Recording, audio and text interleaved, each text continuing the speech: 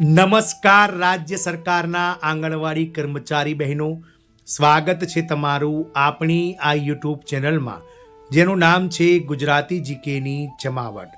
તો ગુજરાત રાજ્યના મહિલા અને બાળ વિકાસ વિભાગ દ્વારા આ વર્ષે કુલ 9,000 કરતાં વધારે નવા આંગણવાડી અને કાર્યકર બહેનોની જે છે તે ભરતી પ્રક્રિયા પૂર્ણ કરી લીધી છે અને તમામ બહેનોને જે છે તે નિમણૂક પત્રો આપી અને આંગણવાડી કેન્દ્રો ખાતે જે છે તે હાલમાં બહેનો નોકરી પર કાર્યરત થઈ ગયા છે. તો રાજ્યભરમાં આંગણવાડી કર્મચારીઓ જે નવા જોઈન થયા છે, એટલે કે નવા જે 9,000 કરતાં વધારે આંગણવાડી કાર્યકર અને તેડાગર બહેનો જેઓ જોઈનિંગ કરી છે તેમને ઇન્ડક્શન ટ્રેનિંગ વગેરે લઈ અને વિશેષ તાલીમો આપવામાં આવી છે, જેને લઈ અને બાળકોના ભવિષ્યને હવે નવી દિશા મળવાની આશા છે. તો આજના વિડીયોમાં આપણે વિગતવાર જાણીશું કે રાજ્ય સરકાર દ્વારા આંગણવાડી કર્મચારીઓને શું વિશેષ તાલીમ આપવામાં આવી છે, જેના લીધે બાળકોને શું ફાયદો થશે તેને લઈ અને આજના વિડીયોમાં આપણે વિગતવાર ચર્ચા કરીશું. તો વિડીયોના અંત સુધી આપ બન્યા રહો.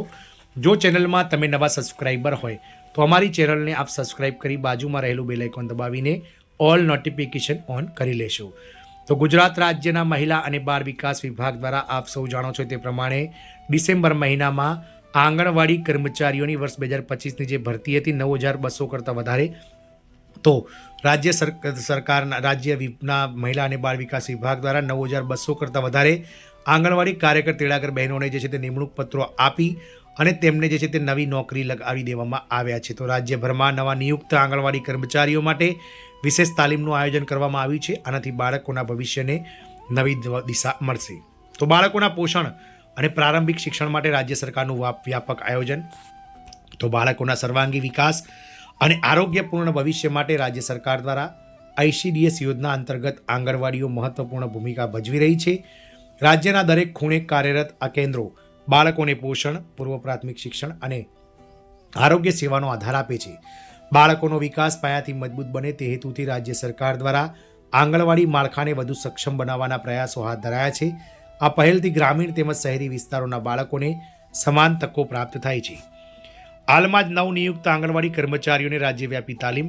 તો મુખ્યમંત્રી ભૂપેન્દ્રભાઈ પટેલના માર્ગદર્શન હેઠળ રાજ્યભરમાં 9,000થી વધુ આંગણવાડી કાર્યકર અને તેડાગર બહેનોને નિમણૂક પત્ર આપવામાં આવ્યા છે. આ નવનિયુક્ત કર્મચારીઓ યોજનાઓના અસરકારક અમલીકરણમાં સક્રિય ભાગ ભજવી શકે તે માટે વિશેષ તાલીમોનું આયોજન કરવામાં આવ્યું હતું. રાજ્યના વિવિધ જિલ્લાઓમાં કુલ 3,691 કાર્યકરોને 2 દિવસીય વ્યાપક તાલીમ આપવામાં આવી હતી. આ તાલીમ તેમની જવાબદારી પ્રત્યે વધુ સજાગતા લાવશે. પ્રારંભિક શિક્ષણમાં ગુણવત્તા વધારવાનો પ્રયાસ. આ તાલીમ દ્વારા આંગણવાડી કેન્દ્રોમાં પ્રી સ્કૂલ શિક્ષણને વધુ અસરકારક બનાવવાનો ઉદ્દેશ્ય રાખવામાં આવ્યો છે. તાલીમ પામેલા કાર્યકરો બાળકોને રમૂજ અને પ્રવૃત્તિ આધારિત પદ્ધતિથી ભણાવશે. રમતગમત સાથે શીખવાની પદ્ધતિથી બાળકોમાં શાળા પ્રત્યે રસ વધશે. આ પ્રક્રિયા બાળકોના આત્મવિશ્વાસ અને શૈક્ષણિક આધારને મજબૂત બનાવશે. ટેકનોલોજીથી બાળકોની પ્રગતિ પર નજર.